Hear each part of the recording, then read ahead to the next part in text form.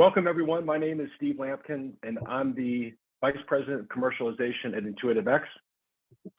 Really pleased to have a special guest here today to present the robotic rehabilitation for the complex knee patient with Dr. Grant Garcia, featuring the rebless rehabilitation device from Robotics. So first, I'd like to tell you a little bit about IntuitiveX. IntuitiveX was founded about 7 years ago, and we offer a unique business model of commercialization. At IntuitiveX, we put our founder partners at the center of everything we do, from ideation to feasibility, IP strategy, all the way to sourcing strategic partners and commercializations.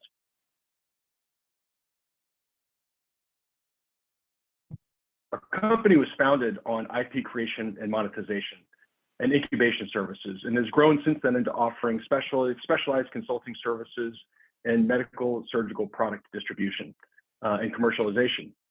At the end of this presentation, we're going to have our contact information, and we'd love you to reach out to us with any questions that you might have. Love to speak with you about your specific opportunity and the company that you work with and the ways that we can work together. For now, I'm pleased to introduce you to Dr. Grant Garcia. Dr. Garcia is at the Orthopedic Specialist of Seattle. He did his residency at the Hospital for Special Surgery. He did his fellowship at Rush University Medical Center and is with us today. Dr. Garcia, thanks for joining. Thank you guys for having me. I'm looking forward to it.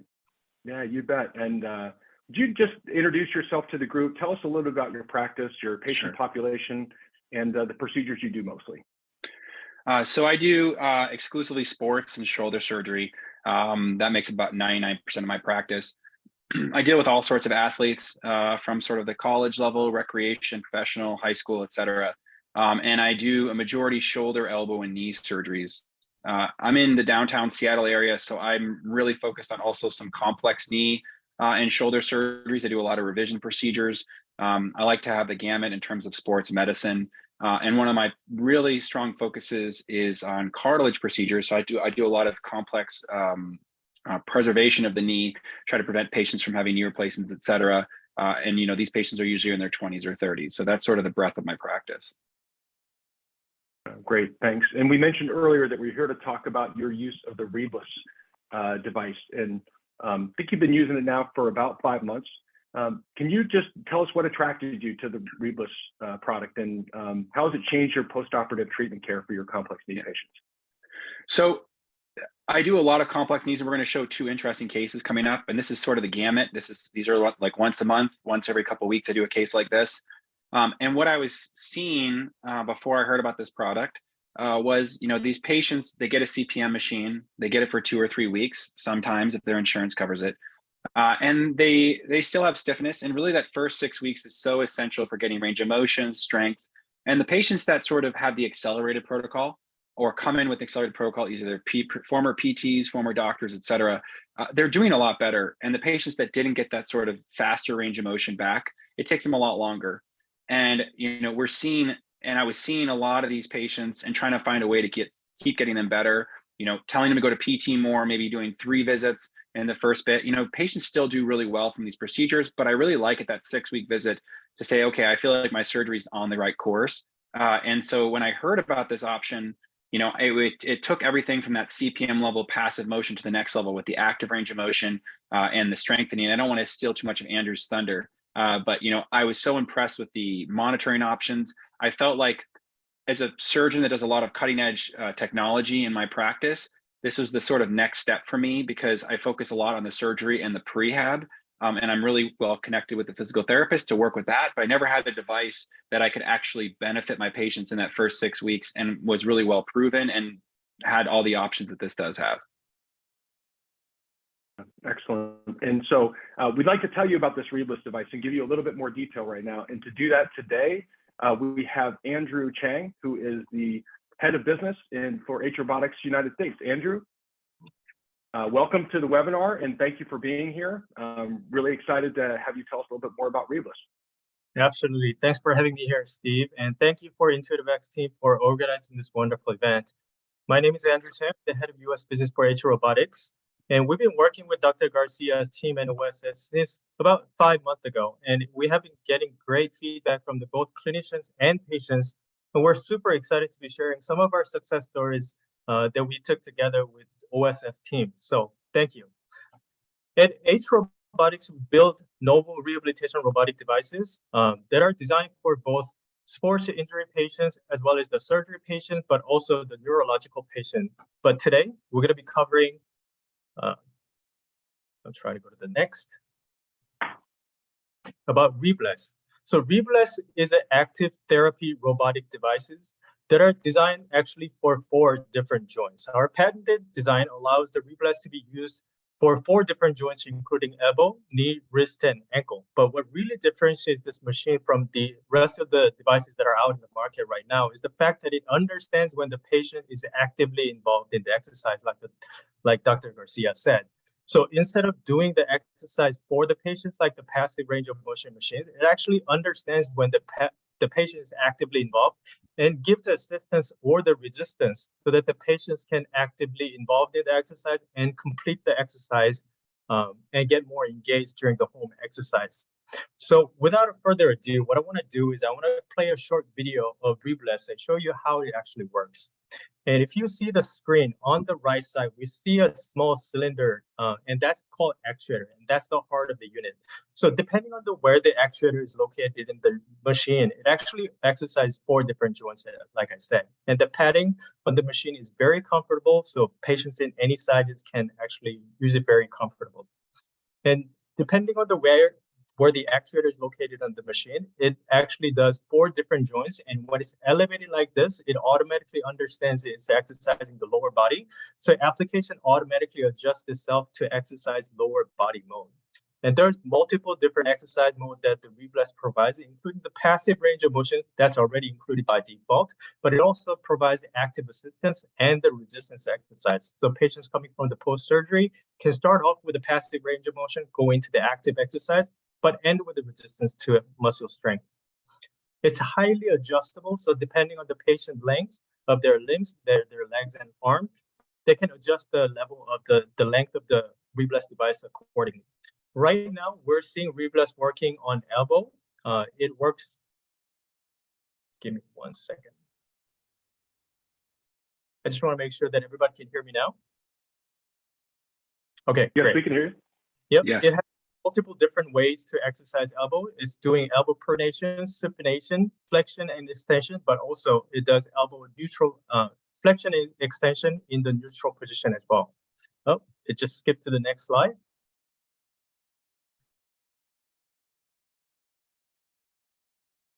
Sorry about that.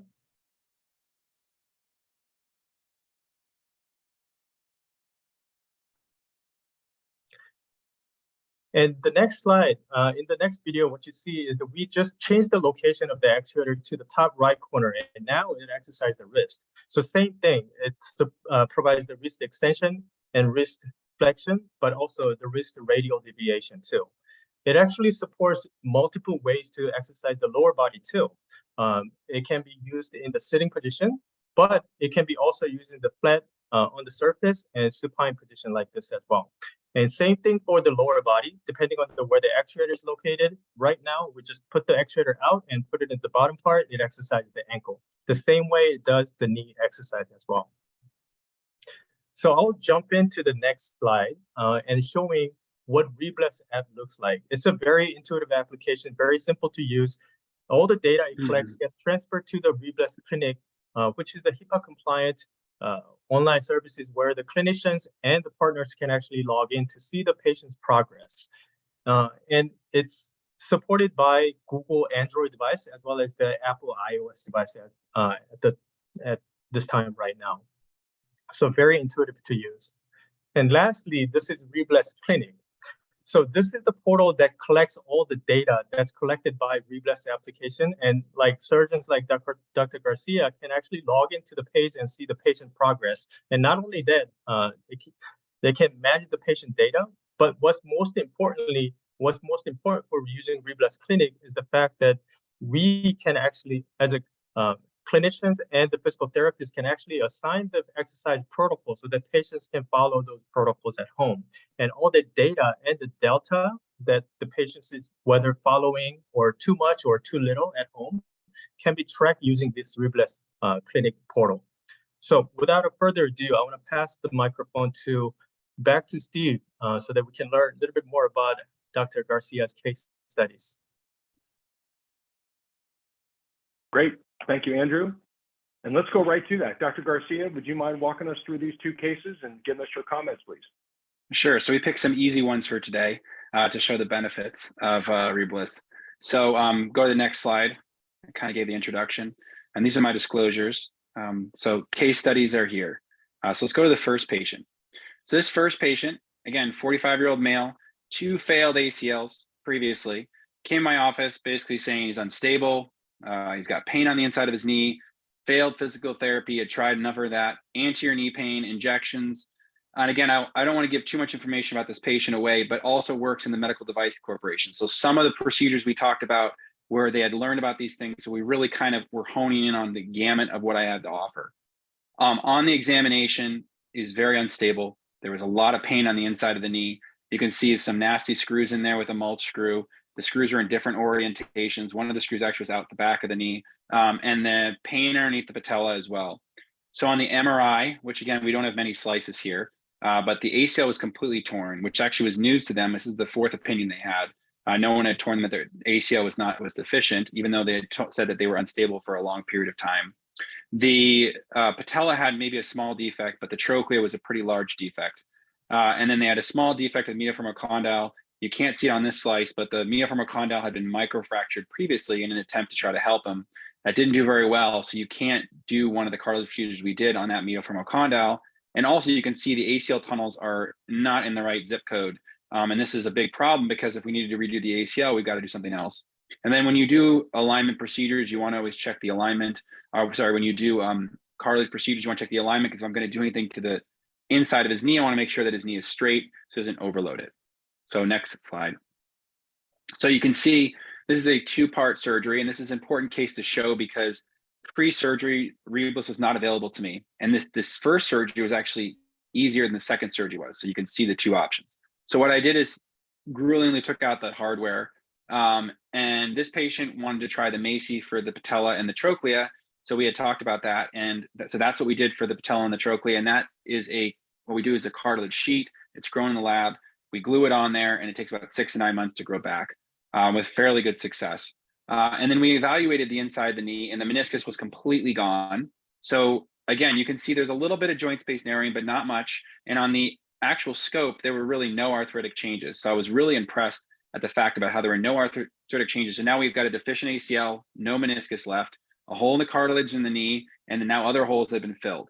So now we got to come up with a plan. So they use CPM. Now this patient also makes a ton of scar tissue. So every single surgery they had had previously, they took them almost 6 months to get range of motion back. Even in this simple one, I took out scar tissue for almost an hour, and I actually know this patient personally, and it was a difficult case overall. So not your standard run-of-the-mill surgery, even for the type of level we did. So CPM was used before, so keep that in mind. All right, next slide. So this case was done fairly recently. So second surgery. So we redid the ACL. You can see here, new good tunnels. We did a cartilage transplant. You can kind of see it briefly there on the right. So we replaced that hole in the that hole that had been previously microfractured with fresh cartilage from a cadaver that had recently passed away. And then I replaced the meniscus. You can see there, it's a brand new meniscus transplant. And you can see no tibial plateau damage. Outside of that one defect that I replaced, there is literally no other condylar defects. And surprisingly, well, not surprisingly, but again, I was surprised just because there's a lot of surgery. Both the trochlea looked absolutely perfect, as well as the little patellar part I did in the Macy. So the Macy had completely grown back. And the patient before this second surgery, already noticed that their knee pain in the front was gone. So I just got an update on April 25th, so pretty close to this thing. It was the first night in 10 years that the patient slept without pain. But really, we're going to get into the meat of what I think the first 6 weeks were, because this patient recovered their range of motion much faster than the previous time, despite this being a much larger procedure. So you can see here, this is the clinical aspect of it. that Andrew excellently presented. But you can see that the passive range of motion, they started off fairly low. Again, this is a patient that made a ton of scar tissue. Most of my patients would probably be at double this speed, but not this person. Even this second case required almost 45 minutes of scar release, despite me doing a minimal sort of arthroscopic approach the first time. So you can see here that the passive range of motion slowly gaining here, which I really like to see this. And then you can see the benefit of rebless, because that's where the key is, this active assist. And this is what he had mentioned to me too. You know, you start having the range of motion passively. Well, that's only going to go to the point where it stops. Your knee is stuck. But if he wants to force this or force the bend or get a little extra assistance to get that little extra stretch in, that's really the benefit is. And then later on, which you can't see documented here, but there's that resistive mode. I've done it myself without an actual knee injury. And that's where I think that can add some extra strength and gains, which we'll go into in a second. So you can see already impressive. And we'll go to the next slide. You can see the review of the patient. Now, again, this patient is not fully recovered yet. And we'll play a little bit of a video too. But so this is directly the words of the patient. Having used a standard CPM post-op before, now again, patient has medical knowledge before, my experience is a lot more benefits than with the rebless. I secured my leg better than a standard CPM. It gave me more precise control to manage range of motion versus pain via the Android interface. So using a little pad, which you'll see there in a second. And the system really helped me improve my range of motion fast while simultaneously strengthening my quad. And this is something that no other machine can do. And the active resistive mode he's talking about, and the standard CPM, it took me 3 months to get to 90 degrees. Now, normally that would be considered not a great outcome for my procedures, but for this guy, that makes me ecstatic to hear that he's faster than that. The second procedure, it took only 7 weeks, and the machine is really a great innovation and hugely impressed. And this is what I've been seeing routinely from these big cases. And this is not a chip shot surgery. This patient just saw me walking, ambulating without issues, almost at full extension. Range of motion's already better than it was preoperatively. So we're doing really well. You can see the technology at work, the patient's sitting down, he's working with the interface, and he can adjust as needed. Now, again, this takes a little bit of experience. It takes a little bit of training. You can see here one of the Robotics teams there, but this will get into how does the robotics team teach your patients, especially in these complex situations, because you want to have the best possible experience. You want your patients to do the best. And that's really why I started using this, especially for these more complex cases. And I have seen a difference. And this is just, I'm glad I got this review because I've been feeling this way, but it's good to hear it from the patient's words. So yeah, you can see basically there, and you can see his working on that last bit of extension. And that's where he gets that active assist where it forces him up there. You can't do that with a standard machine. You have to use a physical therapist that actually pushes on the knee. But now he can do this more continuously in the comfort of his home, and it's only a rental process. So this is gone. He doesn't have to keep it for, more than allotted time. And you can see adjusting, and you get pretty good. And there are parameters that they, work on. Their safety parameters, so you're not overdoing it, and you can protect the knee. So that's it. Let's go to the next case. So another interesting case. So this patient, she's 31. She came to my office. She had multiple opinions again, lateral knee pain. So pain on the outside of the knee. You can already kind of see if you look at the way that knee is angled, what's going on. Unfortunately had an ACL tear, an ACL reconstructed just recently, 2019, and also had part of her meniscus flip. And so they removed the entire meniscus after they tried to fix it. So we have a ACL that may or may not be intact. We have pain on the outside of the knee, and now potentially the knee is missing its meniscus. So on the exam, the ACL was atrocious. There was no instability. You can see because of the way that the tunnels, unfortunately, were not placed correctly. And then a lot of pain on the outside of the knee. So on the MRI, the ACL was completely torn. The anterior tunnel, the tendon on the femur was pretty anterior, which we can sometimes compensate for. But the issue is, obviously, you can see the alignment. And the lateral meniscus is completely gone with a pristine looking cartilage on that side. And a medial meniscus is also torn. So you can see from the x-rays, we're not in a good alignment. So you don't want to go and do something special like replace the meniscus yet, because you can see they out of alignment, you'll just destroy the procedure. And a majority of this, in this situation, most of the time, this is a femur approach, so the top bone, and you're doing an osteotomy to straighten them out. In this case, we had to consider looking at the tibia. So go to the next slide. So we're only done with the first surgery on this standpoint, but you can see we did a closing wedge osteotomy. We bone grafted the whole tunnel. And I saw her at 6 weeks. So first surgery, she used the rebless, and she attained range of motion incredibly fast. She came in at 6 weeks with completely normal range of motion. She had absolutely no limp. All of her pain was gone. throughout the entire knee, and the lateral knee pain, she was smiling. And I actually just saw her today. I was telling the team, and her results, she's gotten even better than since I last saw her. In September, she'll be undergoing, and maybe if we have another webinar, we can give you an update. But she'll be getting the plate removed. We're going to do a meniscus repair on that side because, again, I don't like to do them when there's no ACL. I'm going to redo her ACL, and then I'm going to do an IT band tenodesis. And last but not least, I'm going to do a meniscus transplant to try to get her back to the best possible condition. And I plan on using the rebless again, and she is looking forward to that option. All right, so next slide. So again, she's not far enough out that we're going to do a full review, but she was very excited about this option. And so hopefully, you know, in the future, we can show with that more complex procedure what her thoughts were, the differences, even from the 2 times of using it, as we all get better at using this and more efficient.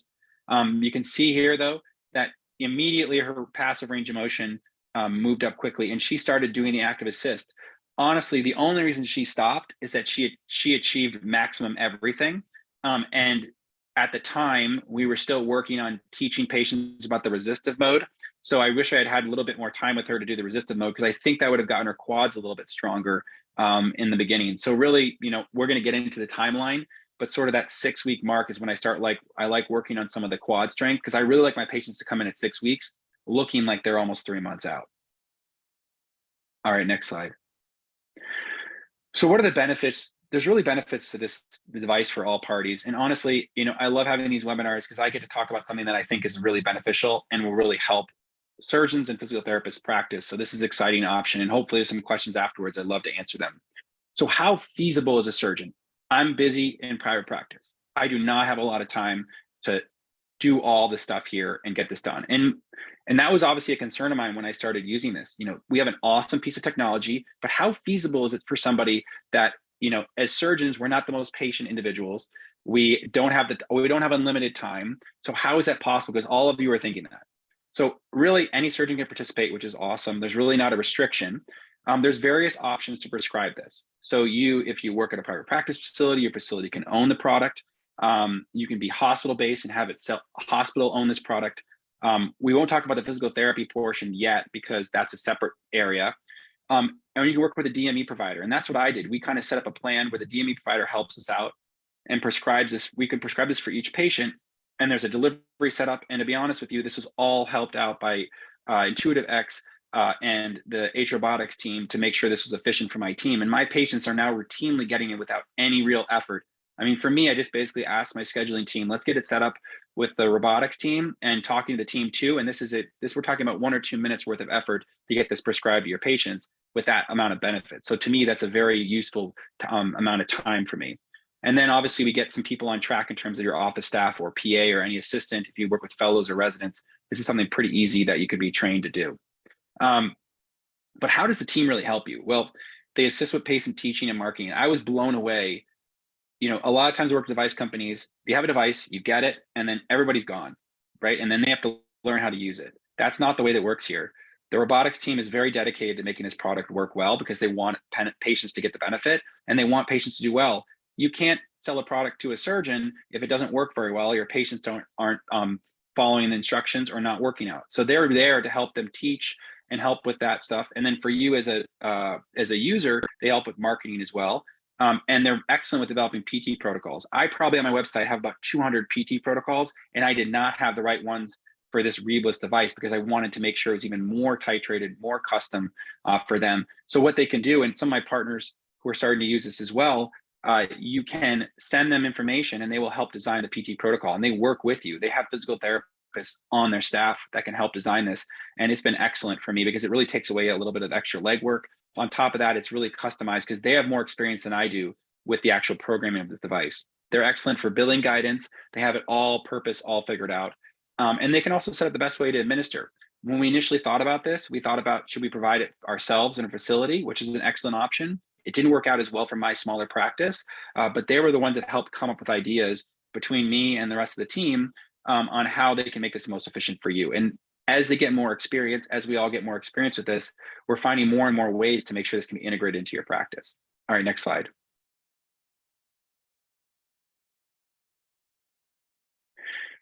So what's the surgeon benefit? And I kind of touched on this, but patients really want cutting edge technology. That's what patients want. They want they want ways to improve the rehab. Patients are always asking me, they ask about stem cells. Again, I don't want to get involved with that stuff right now, but they ask about what ways can I get better after surgery? You're going to do this big surgery. You're going to spend your time on it, but that's it.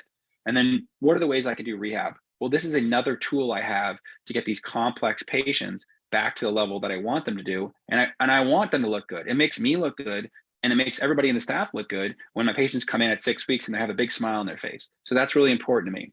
The marketing is key. We're in it nowadays when social media, online presence, all those things are incredibly important to your practice. It's just another marketing tool you can use. And the nice thing about it, it's a win-win in my opinion. I can market for a product that's actually going to help my patients and drive patients into my office. So you can offer this cutting edge technology, which is really excellent. They have access to rehab 24/7. This is extremely important. Many of my patients in Seattle, they're very busy doing tech or doing, working in Intuitive X, or they're busy overall doing different things. And they have access. They don't have time to go to rehab every day, but they have this in the access to their own home. The person that I showed you in there, both of them were very busy in the corporate world and medical world. They didn't have time to go in every day and do this. So for me, if a healthcare provider, if I had to use it, I would love this option because I could do less therapy in that initial time point, which we'll get into. The patients really do better at 6 weeks. I mean, I have been blown away to the point now where pretty much anytime I think about the word CPM machine, I'm completely swapping it out and using this machine instead because I can get longer rehab from them. And at 6 week mark, they're accelerated. They continue to help me with stiffness and talk about improved quad strength, range of motion is better. And even the physical therapists have been asking me what devices I'm using to help their patients get to that level. And it's really this active range of motion and resistive mode and the sort of algorithms they use. And I think this is really an important point. You can monitor their progress remotely, which I find amazing because you can intervene early. If a patient's not using it, we had 1 or 2 patients during this process. I'm not going to tell you that everyone was using it appropriately. And you can catch them. And we say, okay, at 3 weeks, I call them, the staff calls them and says, hey, are you using the machine? And they said, no, I didn't. And then they come in and they'll say, hey, my knee's a little stiffer than I thought. And we know that information. Or we call them and say, hey, listen, one of my PAs caught 2 of my patients at 2 weeks that had just sort of stopped using it for a couple of days and called them, and they got them back on track and they were able to get back to the level they want. Because the last thing you want to do is have that patient, when we all have that person, the brace is on at 6 weeks, their knees stiff, they're not happy, and they're looking at you like something went wrong, as opposed to the fact that they should have been really working on the range of motion. Next slide. So this is important. And again, this is a supplement for physical therapy. So it's not a removal of physical therapy, it's an addition to physical therapy. So what are the benefits of this? So many patients, and it may be different in every state, but honestly, it's probably similar in most places.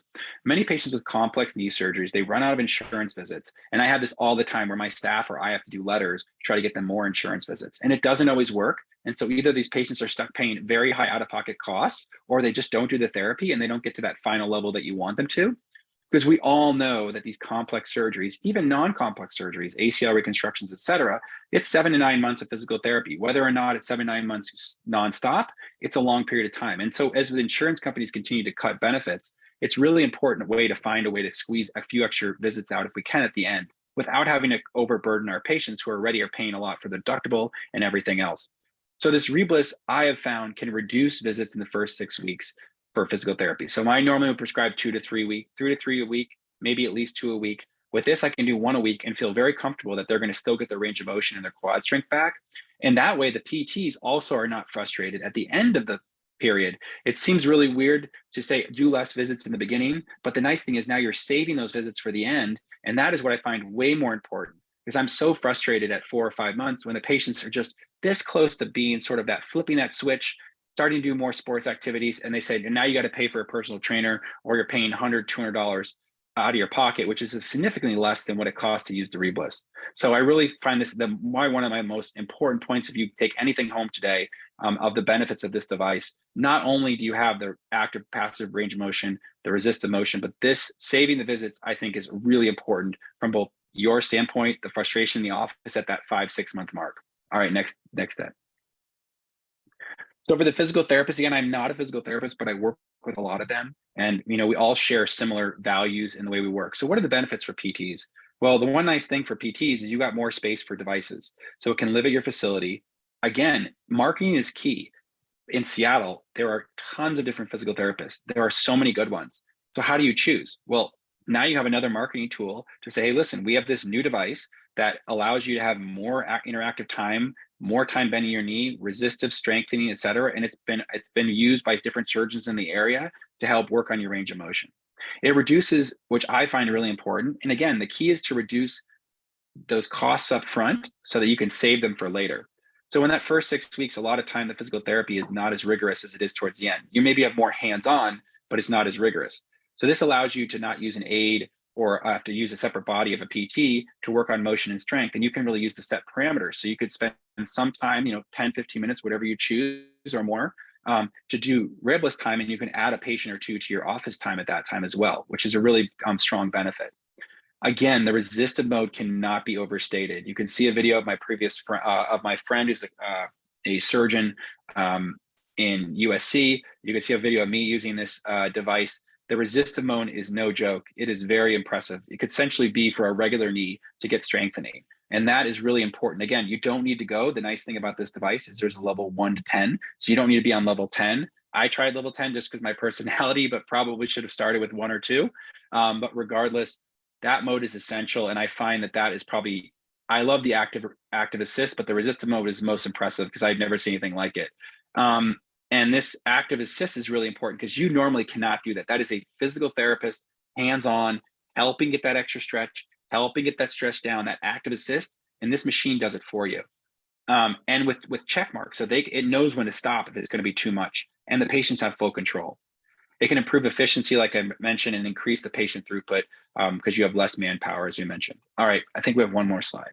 Nope, that's it. Okay, thank you all. I really appreciate it. I'm open to questions. Great. Thanks, Dr. Garcia. I see we have one question in the Q&A. I'll just invite everybody, just in case you're not clear, that there is a question and answer section in the toolbar there. So please ask your questions. I see we've got one in there right now. And this question is very, very basic and very important. Is it covered by insurance?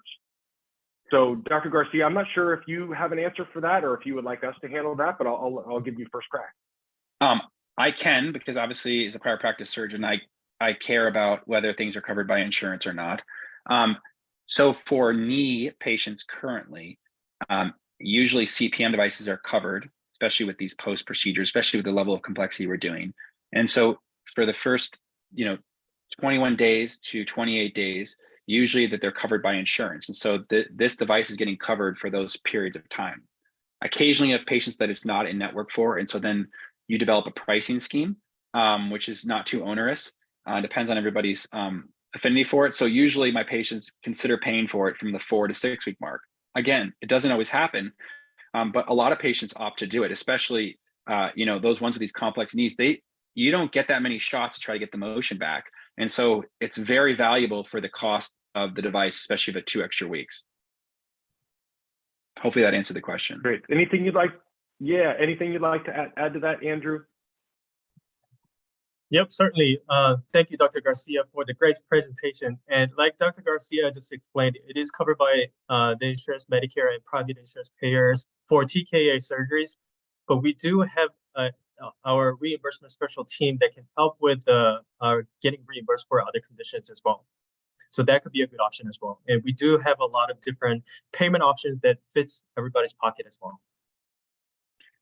And as we work more, the goal here is to continue to work with the insurance companies to get more devices. But again, you have a product that's so new and innovative, you got to start from somewhere. And we already have insurance authorizations for these things, but we're still working. Like even with my team, we're working on elbow, ankle, wrist. And so in the future, there'll be more likely those things as well. But obviously got to start from somewhere. But we're making excellent progress. Absolutely. Thank you, Dr. Garcia. Yeah, thanks for that. So besides the complex knee, you just kind of referenced some other applications for the device, and I believe there's been some surgeons in your practice that have also offered the device. Could you talk a little bit about some of those applications, Dr. Garcia? Yeah, I don't want to steal too much of their thunder if they're on another webinar in the future, but when I started using this, all my partners were asking about it because they were seeing what I was doing, they were seeing my patients, they were hearing about it, they were seeing social media, and they were saying, hey, how do we get involved? And they're excellent surgeons, but what's the next step? And so there are so many different uses. So that the elbow device is really the elbow portion, I think, is the sort of creme de la creme, because we all know elbows get really stiff, especially after surgery. So my partner did a couple amazing procedures that were so innovative to try to get people's motion back. And he was able to keep it, because usually they lose it within a few weeks afterwards. You have this amazing result in the operating room, you get out and they're starting to get stiff again. And with this machine, they were able to get that fluid motion already and keep it. And now we started working on for wrist fractures. So considering wrists as well, which is a really cool technology, because I think in sports, we really have this thing as motion is so important, but in other fields, it's not there yet, especially in sort of fractures and trauma. We like to try to stabilize the joint as much as possible, and the motion comes later, and you have stiff wrists or stiff other things. So can we safely work on motion? And with this device, you're not really adding any force across the joint or force to the repair. You're just doing this gentle gliding motion. So it's the wrist. And then we're working on ankle fractures too, because these patients tend to get very stiff as well. So kind of working on the sort of gamut of things that this device can do. Great. Yeah, great. Thanks. Another question here from the audience. And this is with regards to the amount of knee flexion that you can achieve with rebless.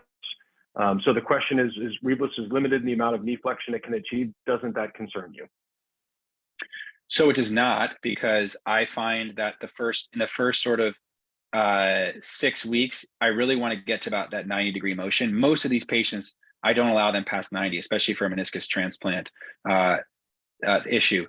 Honestly, I find that once you get to that 80 degrees of motion, after that, it's pretty easy on their own or with physical therapy to get the rest of it. And if they get it early because they're using this device, that's not really a concern of mine. Extension is way more of a concern. If I have a patient that has a stiff knee and can't get full extension, I am much more concerned about that. And that is not an issue with this, which is really nice, because you have that active assist. Those patients, you saw that one, my patient right there is a good friend of mine. He has always had issues getting extension back. And he, with this device, was able to get 2 or 3 more degrees faster because of it. And flexion wise, it comes back. Most of the time flexion comes back without any issues, especially if you get them moving pretty quickly. If they sit around all day and they don't do a bending machine, and they don't do CPM and don't do rehab, they're going to get very stiff both ways. So the fact is they're starting off in a much better situation. So past 80 degrees, I'm not concerned, but that's just me. Yeah, great. No, and I appreciate the question, because I think when people first look at the device, that is a common concern. So thank you very much for that. Another question coming here. Have you had any luck with patients who have already developed scar tissue or post-op stiffness? So it looks like patients that have already kind of passed that initial period. Have you had any luck with those patients on the rebless device? That is an excellent question. So that is the next group I'm going to be using this on. I wanted to make sure that we could get all this stuff secured in terms of the post-operative patients. I want to make sure the device worked well. I've been really happy with it. So I was just talking about this with the team last week. So these stiff patients, stiff elbows, stiff knees, maybe they had an ACL done and they got stiff, or they've developed scar tissue from a total knee replacement. You're thinking about doing a manipulation. These are the patients I was strong. That we used to use Dynasplint and other devices to try to work on stiffness. This is exactly what I would use the device for. So that's an excellent question. I don't know enough about the reimbursement, such as like a CPM code or anything else, but I can tell you right now, those stiff patients for a nominal fee will usually pay to have, if you have another device to avoid surgery, or you're out of options, this is not too onerous. And I would 100% consider this. That's an excellent question. Yeah, maybe that's one they need to stand by for future webinars, Dr. Garcia, when we cover this in about 6 months after you've tried it a couple of times. Yeah, that's excellent. So don't see any other questions for me, just a couple more. Tell us about the conversation you have with patients about rebless and setting expectations regarding their role in the surgery and the recovery from surgery. And just setting expectations is so important. How do you do that with your patients? So, again, it's kind of unfair for me to give the sense that, we're trying to convince the patients about this, because again, these patients are difficult situations. I told you already, they've come in multiple opinions. They really want to do what's best for their knee. Every one of those patients I showed you, and I have 20 cases I could show you of this, have had 3 or 4 surgeries. They want whatever is best possible, and they don't want to do it ever again. And so they're pretty motivated to do this. And the fact is, there's no negative to it, except for, if it's not fully covered by insurance, but it's not an onerous cost. And so if that's the only negative, but there's a high chance it's going to make them better, it's a pretty easy sell. And plus, I've seen so many good benefits. They can hear the excitement when we're trying to offer this to them. And patients want this cutting edge information. They're not coming in for cartilage meniscus transplant and saying, I don't want anything that's new and innovative. I want to only do the standard stuff you've been doing for the last 25 years. So, the expectations are fairly easy. I think the one thing I do tell them, though, which is important, is it's a new piece of technology. And so it's not like you're going to go in there and they're going to push a button and everything's going to work for them. These are program settings, and they need to work with the robotics team. And also, what's really important is that online, we actually can program their exercises online so the patient can easily adjust it. It's a pretty easy device to use. If you can use your iPhone, you can use this. But nonetheless, you just got to make sure that your whole team is integrated when you're doing it, because it is still a piece of advanced technology. You don't get advanced stuff like this without making it just a simple click button. And we're continuing to work on that, though. Again, this is the early sort of stages of this amazing technology. It's just going to keep getting better. And even in the last 6 months, we've made this technology significantly better for practitioners. Would you guys agree? I've been really pleased with the advances already done with the product and the programming. Yeah, we've definitely learned a ton about how to make it easy for patients. No question about it. So there is a message for Steve about what is the self-pay rate. And I think that really depends on the distributor that you're working with. We work with a couple different DME distributors that have different rates. Steve, I'm going to go ahead and switch right here to the email address for myself and for Andrew. So go ahead and contact us. Contact us at info@intuitivex.com or Andrew Chang at hroboticsus.com. Go ahead and contact us with some of those questions. Again, it just depends on the practitioner. Very, very affordable, especially when you consider how much a physical therapist visit can cost. And if you can take care of some of that early work, again, this doesn't replace a physical therapist, but if you can take care of some of that early work, you could potentially use those visits down the road for something a little bit more meaningful. So please send us an email, and I'm happy to give you a little bit more detail on that based on your location. I always like to end with one last question here about the future. So what do you see, Dr. Garcia, as the future? What would you like to see as the future of robotic rehabilitation? What's the next frontier for OSS for you and rebless? I think the next step I see is, can we integrate this in more cases? Can my patients get this faster, have the technology even smoother, have it even more integrated where, patients are coming in and they're all able to continue on the protocol perfectly, and I think if everyone was perfect, those perfect patients that come in and listen to everything you tell them to do and they do amazing. Well, if we had more of those and we were able to find a better way to capture that, I think that would make them even better. I think have more insurance authorizations for other parts of the body would just make it more usable, and we're going to get there. And then just finding out what we can do with each part of the body. We are heavy on knees, obviously today, that's the main talk.